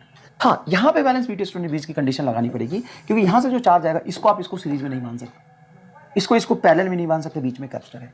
इसमें तुम कोई भी दो कैपेसिटर सीरीज और पैरेलल में दिख रहा है तो बताओ, इसमें कोई भी दो कैपेसिटर आपको सीरीज और पैरेलल में दिख रहा है तो बताओ, नहीं है, कोई भी दो कैपेसिटर सीरीज और पैरेलल में नहीं है। तो फिर क्या करें, आइए करते हैं। आप ये देखिए 6/12 1/2, 3/6 1/2, बैलेंस Wheatstone bridge है तो इसको काट दो। जैसे इसको काटोगे तो 6 और 3, 6 × 3 सीरीज में होता है, 6 × 3 9, तो 2 माइक्रोफैराड आएगा, और ये आएगा आपका 4 माइक्रोफैराड, 4 माइक्रोफैराड A और B के बीच में। तो CAB हो जाएगा आपका 2 and 4, 6 microfarad is a correct answer. 6 microfarad is a correct answer. यहाँ पे देखिए, अगर मैं ऐसा एक सर्किट बना लूं और यहां पे बना दूं मैं ये ऐसा, और यहां पे बना दूं मैं ऐसा, इस पॉइंट को बोल दूं मैं A और इस पॉइंट को बोल दूं मैं B, और मैं बोलूं आपको कि सारे का कैपेसिटेंस C है, C है, कितने लगे हैं टोटल 5। ए और बी के बीच में कैपेसिटेंस बताओ। तो बेटा ए और बी के बीच में कैपेसिटेंस व्हीट स्टोन ब्रिज है ये। सर हमको तो नहीं दिख रहा, ये व्हीट स्टोन ब्रिज है। सर हमको तो ना दिख रहा, कहाँ है व्हीट स्टोन ब्रिज? है। कैसे पता चलेगा ये कहाँ से व्हीट स्टोन ब्रिज बन रहा है? सबसे पहले आप ये बात समझिए कि अगर ये पॉइंट है ए और ये पॉइंट है आपका बी, इसको साइड में ले जाते हैं। ये अननोन पॉइंट है एक्स, ये ए भी नहीं हो सकता, ये बी भी नहीं हो सकता, एक कुछ थोड़ी ना होगा, यहाँ पे कैपिटल लगा है। एक्स मानिए, इसको वाई मानिए, और इधर ले जाइए ए, इधर ले जाइए बी, इधर ले जाइए एक्स और नीचे ले जाइए वाई। प्लॉट करिए, बिना देखे मैं प्लॉट कर रहा हूँ, यही आएगा तेरा।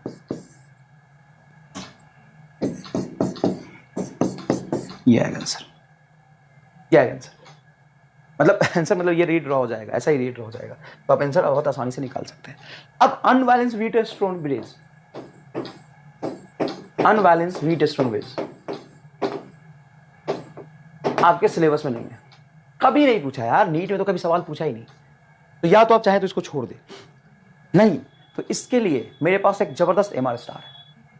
ये नीट में नहीं आएगा, लेकिन किताबों में तुम्हें सवाल मिल जाता है। तो कई रामलाल टाइप बच्चे होते हैं, कहते हैं हमको करना है सर, हमको सिखाओ। अबे यार, एक तो तेरी औकात कम है, ऊपर तू रामलाल टाइप है, बकलोल है, और तुम्हें कहना है कि अनबैलेंस ब्यूटी उसमें भी सीखना है। चल ठीक है, कोई बात नहीं, उतना होने के बावजूद तेरे पास एमआर स्टार है। तो देखिए यहाँ पे एक कैपेसिटर, ये कैपेसिटर, एक और लगाओ सर, तभी तो बीट स्टोन ब्रिज बनेगा। बीट स्टोन ब्रिज बनेगा, क्या बनेगा? बीट स्टोन ब्रिज बनेगा। ला ले ले बना ले, बीट स्टोन ब्रिज बना ले। अब क्या करेगा बोल? अब सर यहाँ पे ए पॉइंट ये रहा और बी पॉइंट ये रहा। यहाँ पे कैपेसिटेंस अगर मानता हूँ मैं 4 माइक्रोफैराड, कुछ भी मानना है मानेंगे। ये है तेरा 2 माइक्रोफैराड, ये है तेरा 2 माइक्रोफैराड, ये है तेरा 4 माइक्रोफैराड, और ये है तेरा 2 माइक्रोफैराड। अब बता ए और बी के बीच कैपेसिटेंस। तो रामलाल के साथ रामलालीज, मुझे बस इतना बता कि कोई भी तुम्हें 2 कैपेसिटर सीरीज और पैरेलल में दिख रहा? कोई भी 2 कैपेसिटर सीरीज और पैरेलल में नहीं दिखता? क्या सिमेट्रिक है? ना, 4 से गया, 1 2 से गया, उधर 2 से उधर से आ रहा है, इधर 4 है भैया, एसिमेट्रिक है, एसिमेट्रिक है। अच्छा, बैलेंस बीट स्टोन ब्रिज है। बैलेंस बीट स्टोन ब्रिज कब होता है? जब ये बताइए तो 4/2 2 आ रहा है, और तो 2/4 1/2 आ रहा है, बैलेंस भी नहीं है। अब क्या करोगे सर? अब इसका सॉल्यूशन तुम आप कहीं से देखोगे तो तुम्हें एकदम युगांडा वाली मजदूरी मिलेगी, तुम्हें युगांडा वाली मजदूरी मिलेगी, तुम्हें एकदम रिगरस मजदूरी, पूरे 1.5 पेज का कैलकुलेशन, और जो आंसर आएगा ना वो मैं पहले बता देता हूँ। जा, पहले ही बता देता हूँ आंसर। क्या बात करो सर, कैसा भी सवाल होगा ऐसी डायरेक्ट आंसर लिख दोगे? हाँ हाँ, यही तो है हमारा स्टार। इज्जत कर, इज्जत कर, झुक के प्रणाम कर इसको। ये नहीं होता तो जीवन अभी तेरा युगांडा की काली घाटी में भटक रहा होता। प्रणाम कर इसको और बता कैसे निकालेगा आंसर।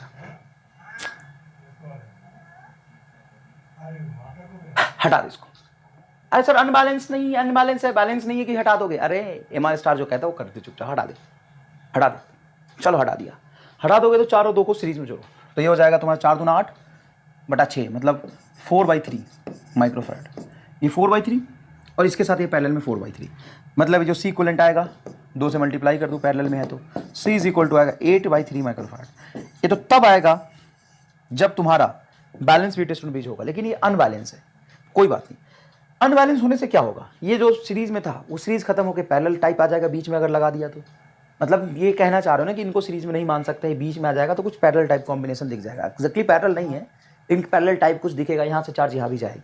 ठीक है, तो यहाँ पे जो तेरा असल में सी इक्विवेलेंट आएगा, पैरेलल कॉम्बिनेशन होने से ज़्यादा आता है हमेशा, तो जो असल में सी इक्विवेलेंट तेरा आएगा वो 8/3 से ज़्यादा आएगा, बराबर भी नहीं आ सकता। अब मेरी बात सुन, इसको अप्रोच कैसे लगाना है एग्जाम में।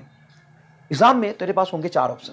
एक एग्जैक्टली 8/3 गलत हो गया, दूसरा 8/3 से कम गलत हो गया, तीसरा 8/3 से बहुत ज्यादा गलत हो गया, just greater than 8/3। C equivalent will just मतलब 0.1 0.2 0.3 ऐसे ज्यादा होगा, just greater than 8/3 microfarad, just greater than, just just greater than 8/3 microfarad.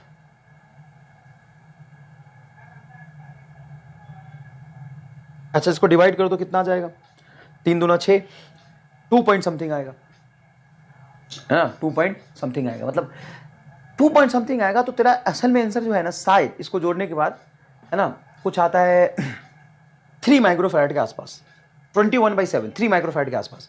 अभी देख 8/3 है, 8/3 असल में कितना आ रहा है? देख इसको फील कर, 8 को डिवाइड करेगा 3 से तो ये आएगा 2, ये हो जाएगा 6, ये मल्टीप्लाई 2, तो यहाँ पे एक देगा तो 22.6, और जस्ट गेटर 2.7 या 2.8 वाला जो ऑप्शन आएगा वो टिक करना तुम्हें।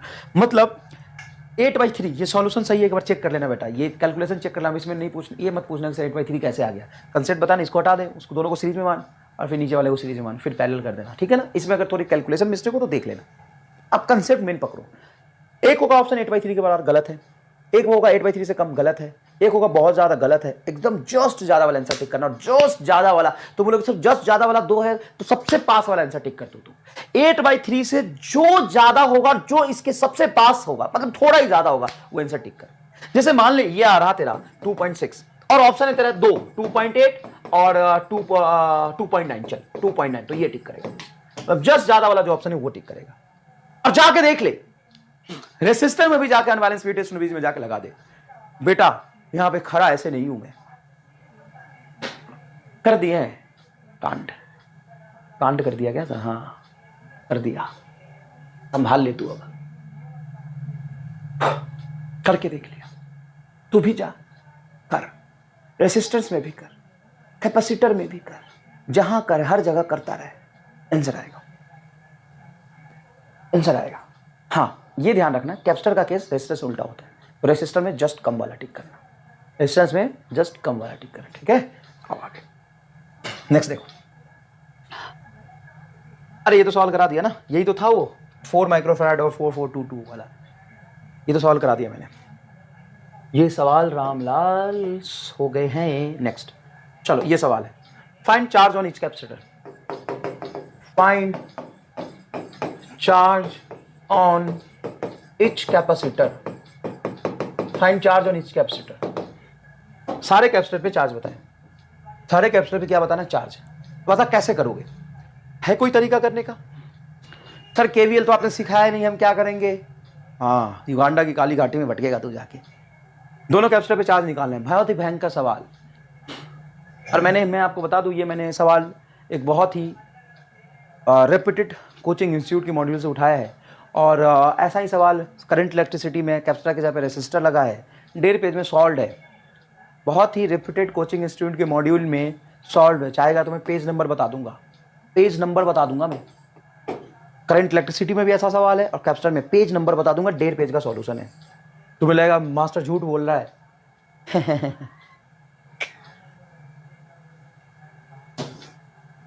पेज नंबर बता दूंगा, 1.5 पेज का कैलकुलेशन है केबीएल और केसीएल से, और मेरा कैलकुलेशन है ही नहीं, मेरा तो आंसर है मजदूरी से है दूरी, एमआर स्टार है जरूरी। आपके जीवन में अगर मजदूरी से बनाना है दूरी, मजदूरी से बनाना है दूरी, तो एमआर स्टार है जरूरी।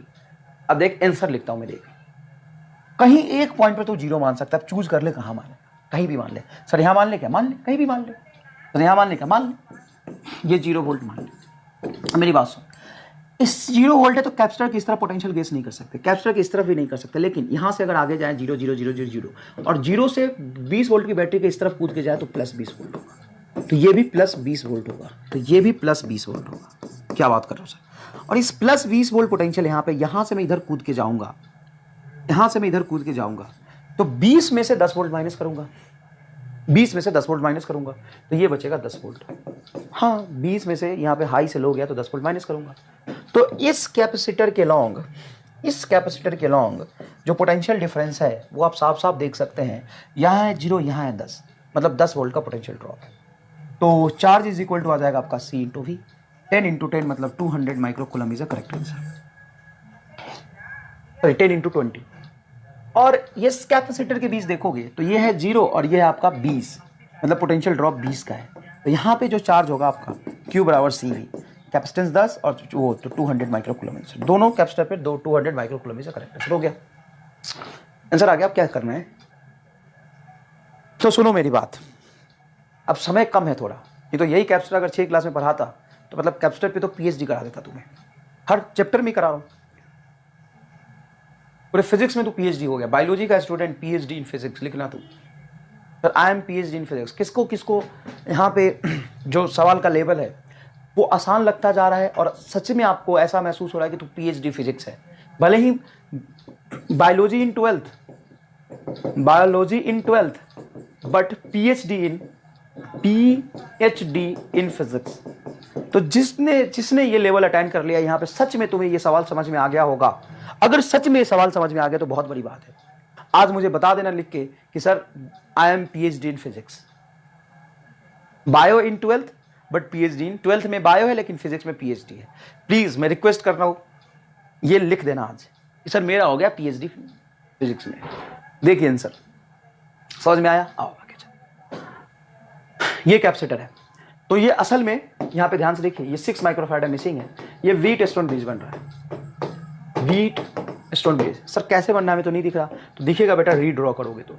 इसको मान लो x और इसको मान लो y, देखो a और y के बीच बनेगा, ये a और x के बीच बनेगा, ये x और y के बीच बनेगा, ये x और b के बीच ये हो जाएगा 12 सीरीज में 6।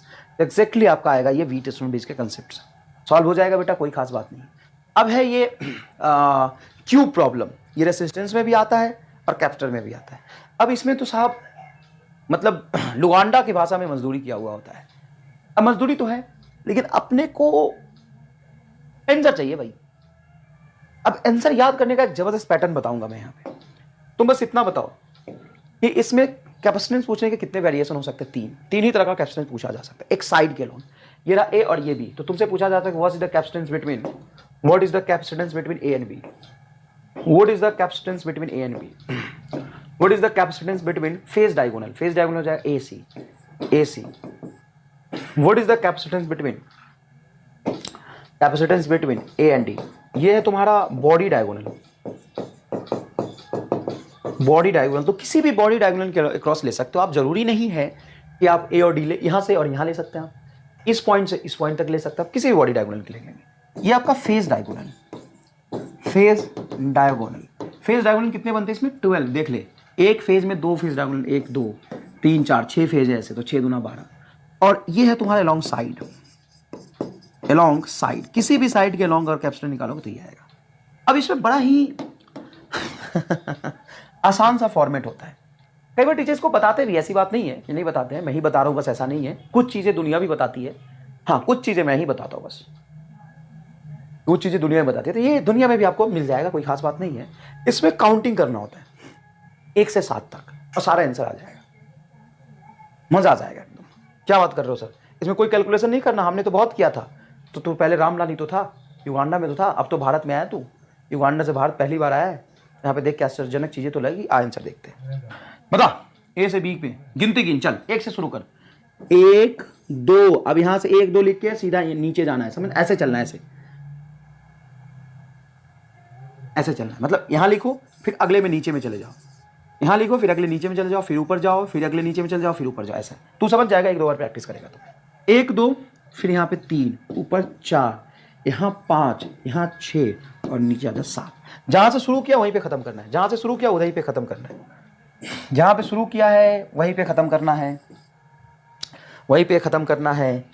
अब एक का कैप्शन सी था, वे यार एक कैप्शन सी था तो सब में सी लगा दे, सब में क्या लगा दे, सी लगा दे, ये आंसर है तेरा, ये बिल्कुल सही जवाब है। एक बार और बताऊं, हाँ तो याद रखने का आप तरीका भी सुन, शुरू करना है बॉडी साइड से और जाना है बॉडी डायगोनल तक और फिर साइड पे आ जाना है, जहां से शुरू करना है वहां पे जाना है। तो 1 2 3 4 5 6 7 ये आंसर है। और आंसर दिखाओ, यहाँ पे छुपा के रखा मैंने, रिवील कर दूं ये आंसर मैंने यहाँ पे छुपा के रखा है। अब वेरीफाई कर लेते हैं कि सही है या नहीं, छुपा के रखा है। ये देखो आंसर, जादू। आंसर देखो एग्जैक्टली, ए बी के लॉन्ग 12c/7, ए सी के लॉन्ग देखो, ए और सी के लॉन्ग क्या आया है 4c/7। अरे रामलाल गजब, अरे गजग।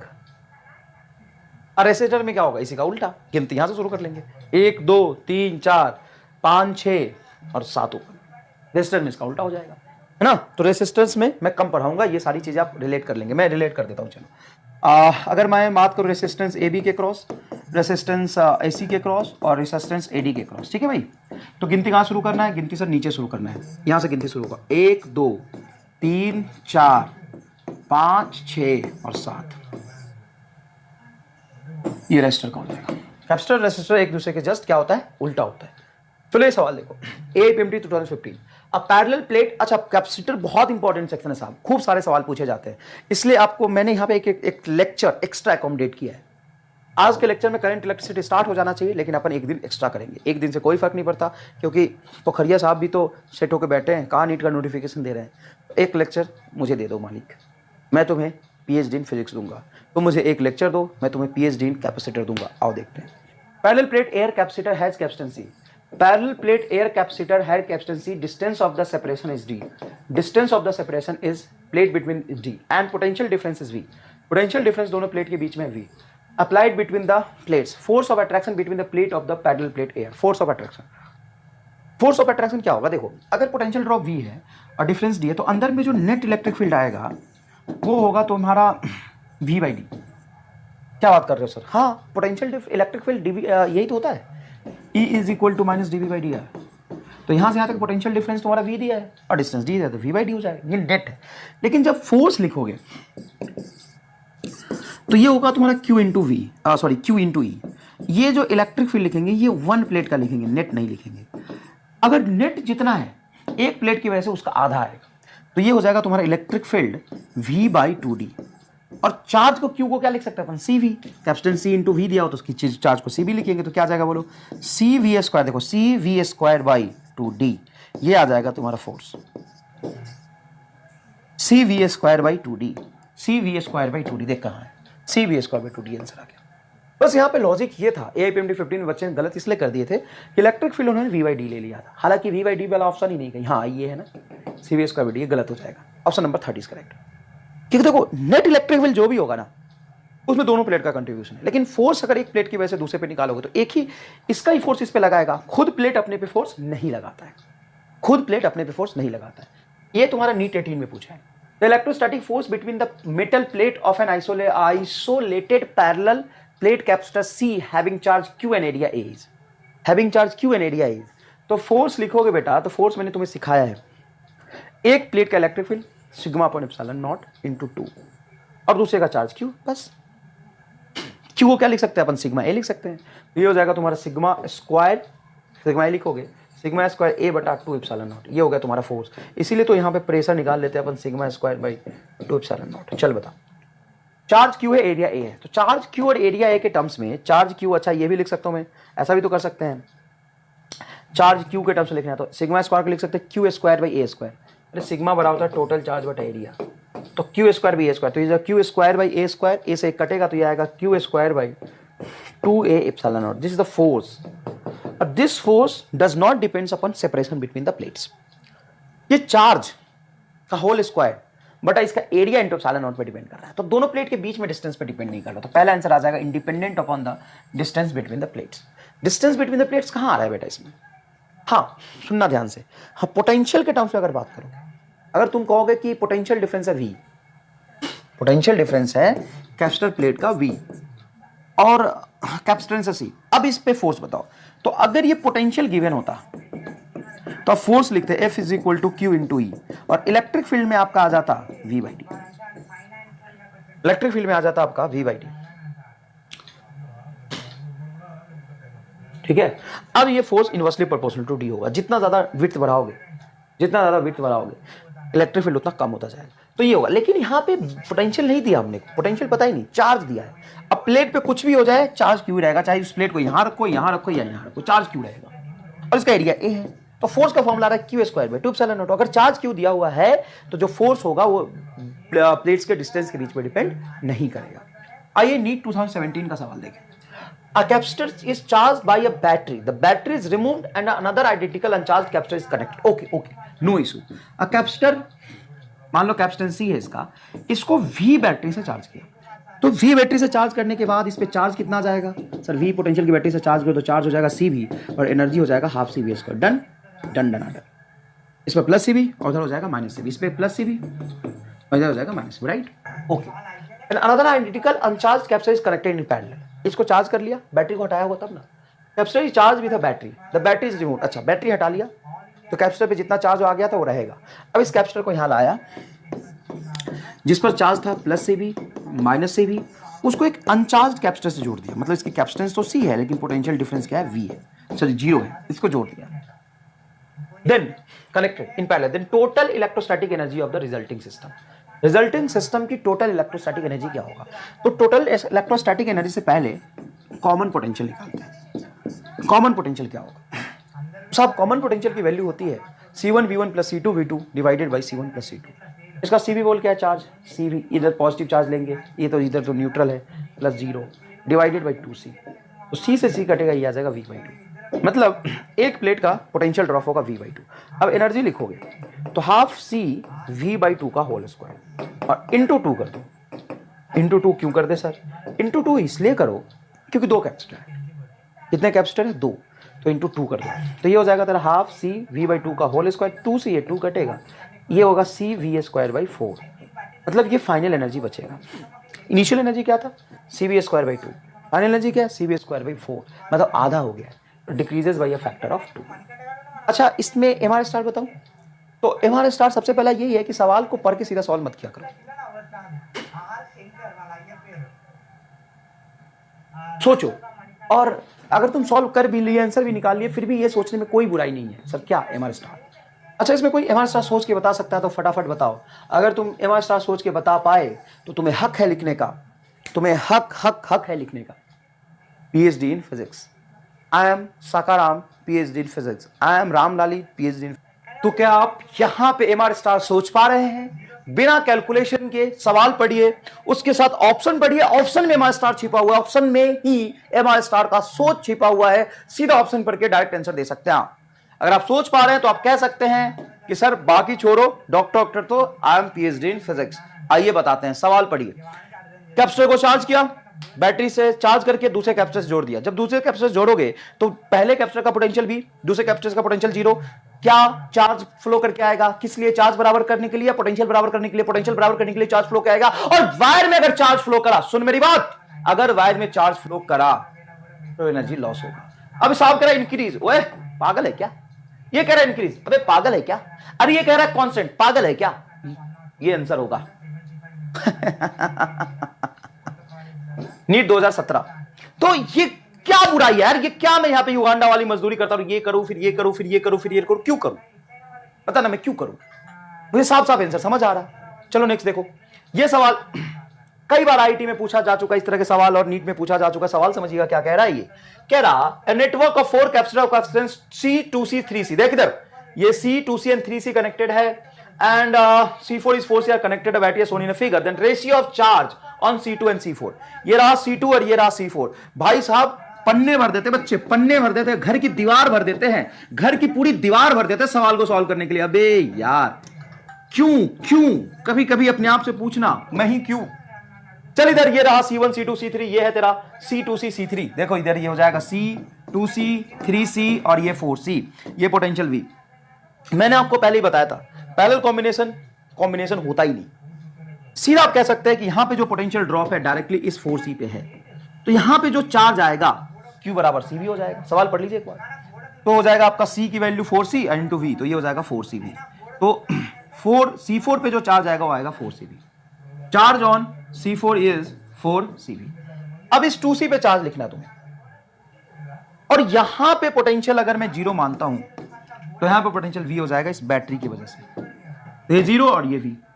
और सीरीज में तीनों पे चार्ज सेम होगा, तो C इक्विवेलेंट निकाल के नेट चार्ज निकाल ले, तो नेट चार्ज तीनों पे सेम होगा। ये सीरीज कॉम्बिनेशन है इसलिए।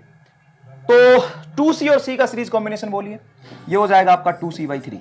ये C एंड 2C का सीरीज कॉम्बिनेशन हो जाएगा 2C/3, सही बोल रहा हूं। एंड 2C/3 इंटू 3C को सीरीज में जोड़ेंगे तो into 3C divided by 2C/3 plus 3C। LCM लीजिए, ये 9 2 11, 11C/3 ऊपर में आ जाएगा आपका 6C/3। C स्क्वायर से C कटेगा तो C बचेगा, 3 से 3 कटेगा, ये 6C/11 आ गया। चार्ज कितना होगा? तो Q बराबर CV। तो यहां पे चार्ज लिखेंगे आप, Q बराबर C की वैल्यू बोलो, ये C इक्विवेलेंट आ गया तुम्हारा 6C/11 इंटू V। ये तो सर नेट चार्ज आपने निकाला, तो बेटा ये सीरीज कॉम्बिनेशन नेट चार्ज ही तो फ्लो करता है।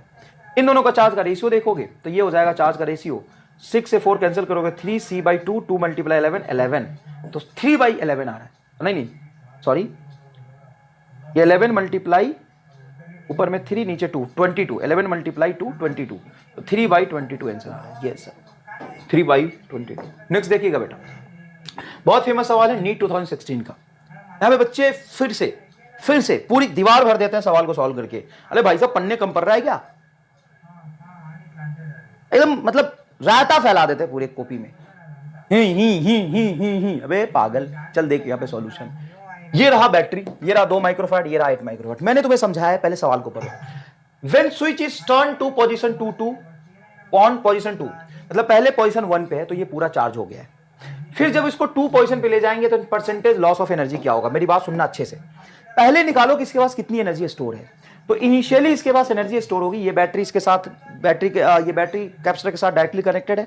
इस कैपेसिटर का कोई रोल नहीं सर्किट में, तो इसमें एनर्जी स्टोर होगा हाफ कैपेसिटेंस 2 माइक्रोफैराड, 2 लिख ले, इनटू पोटेंशियल V का होल स्क्वायर। ये इक्वेशन 1 आ गया। ठीक है साहब, ये इक्वेशन 1 आ गया।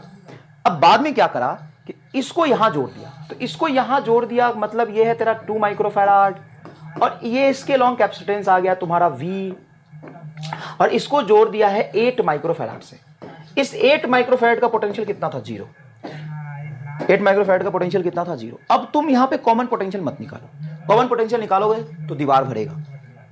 चार्ज भी मत निकालो, चार्ज निकालोगे तो दीवार भरेगा। तो सर कैसे सॉल्व करें? मैंने आपको सिखाया था, एक कैपेसिटर को दूसरे कैपेसिटर से जब जोड़ते हैं, ये चार्ज कैपेसिटर को दूसरे चार्ज से या एक चार्ज को दूसरे अनचार्ज से जोड़ते हैं, तो आपको डायरेक्ट लॉस इन एनर्जी का फॉर्मूला सिखाया था। वो होता है हाफ 2 × 8 बटा 2 + 8 × V का होल स्क्वायर। सर वो तो V1 - V2 था, तो ये पोटेंशियल V है और ये 0 है। आपसे पूछा है परसेंटेज लॉस इन एनर्जी, मतलब लॉस बटा इनिशियल सिर्फ इसी कैपेसिटर में स्टोर था, इसमें तो था नहीं, तो ये हो जाएगा आपका हाफ 2 × V²। तो साहब यहाँ से जब अपन कट करेंगे, यहाँ से कट करेंगे तो हाफ से हाफ कैंसिल होगा, 2 से 2 कैंसिल होगा, V² से V² कैंसिल होगा। यह आ जाएगा आपका 8/10 मल्टीप्लाई 100, क्योंकि परसेंटेज देखना 0 से 0 कैंसिल होगा। 80% is a correct answer, 80% is a correct answer. साहब इसमें दीवार भरने की जरूरत कहाँ है?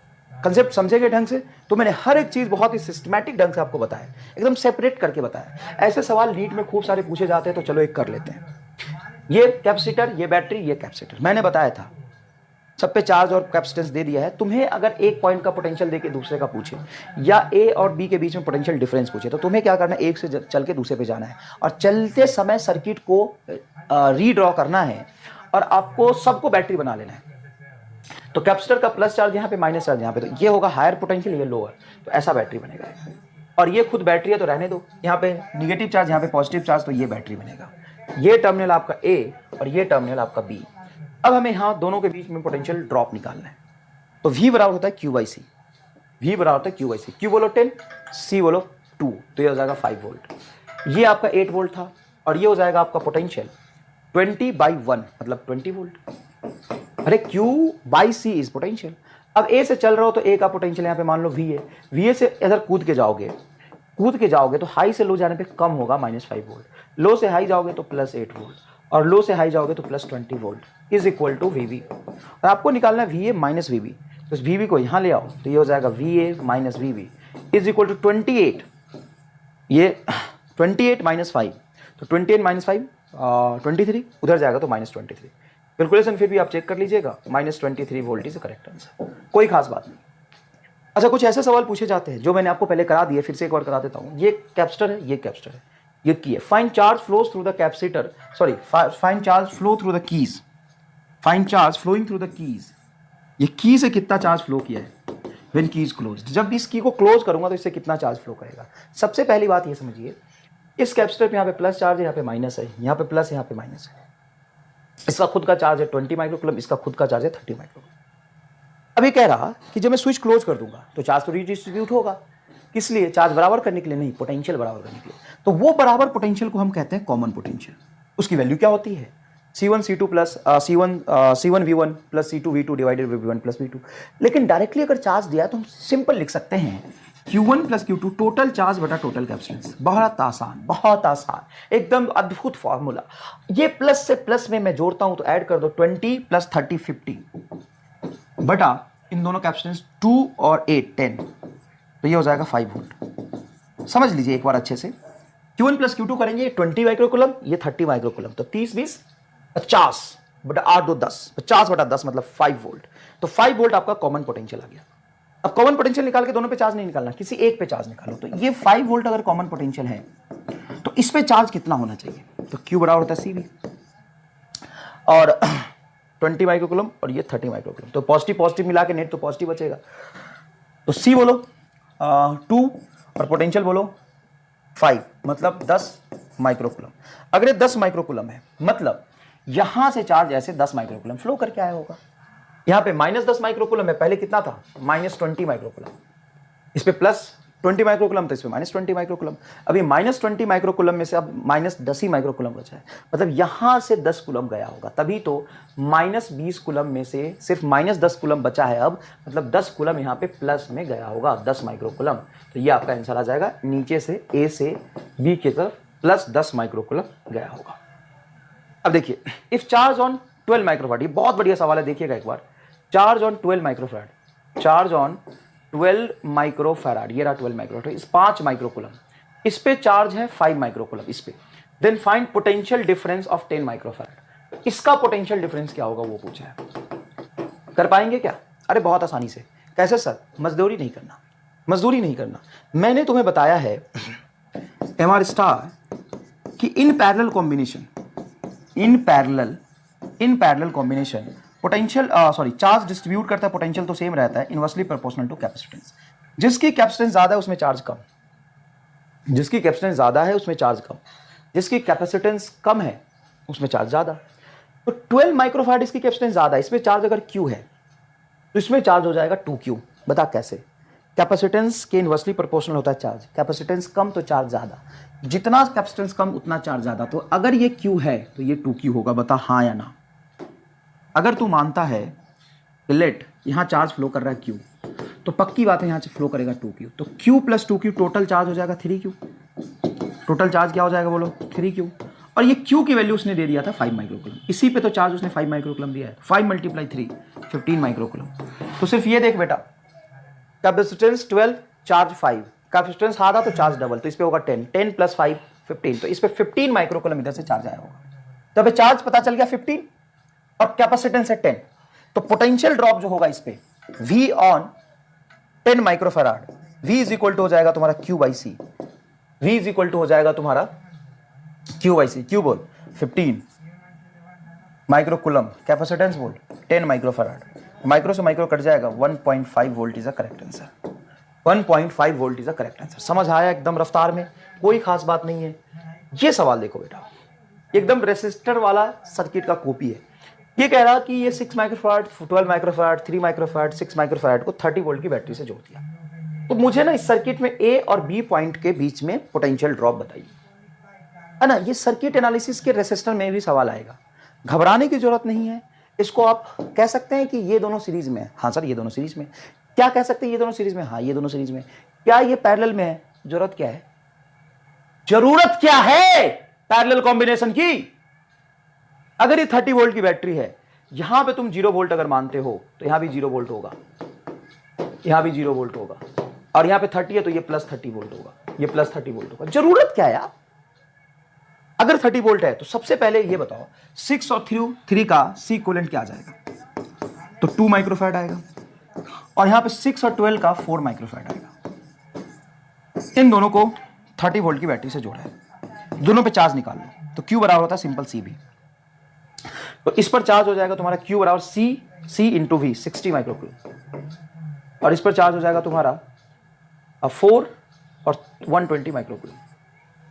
तो पता चल गया, इस पर चार्ज होगा और सीरीज में दोनों पे सेम जाएगा। इस पे आएगा आपका 120 माइक्रोकुलम और इस पे होगा 60 माइक्रोकुलम।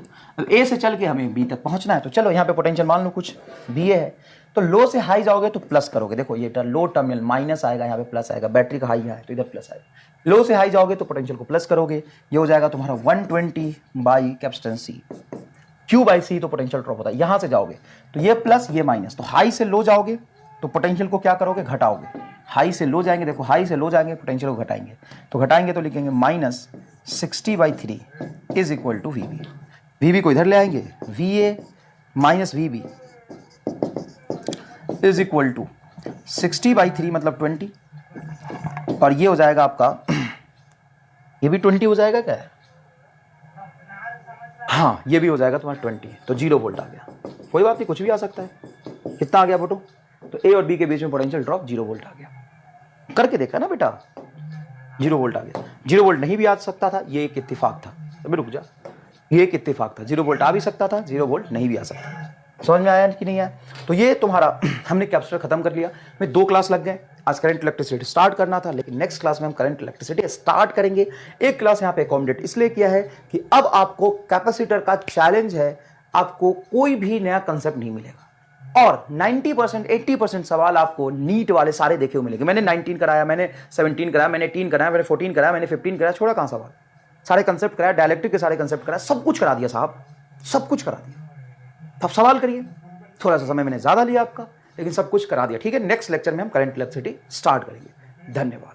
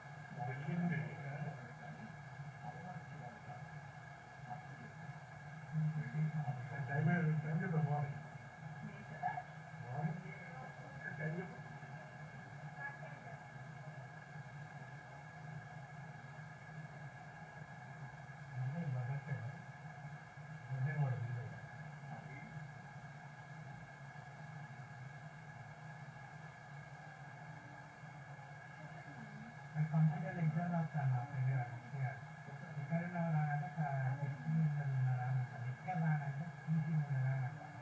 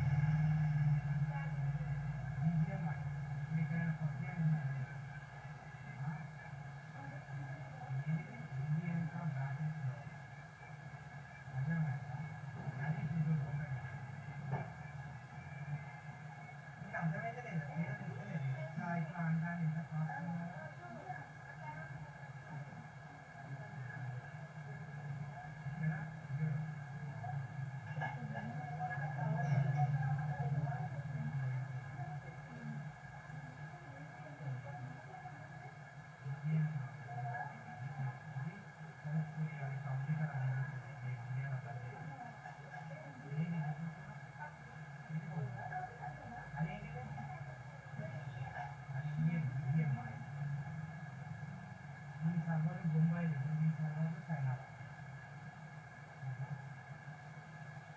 ట్రాఫిక్ నేను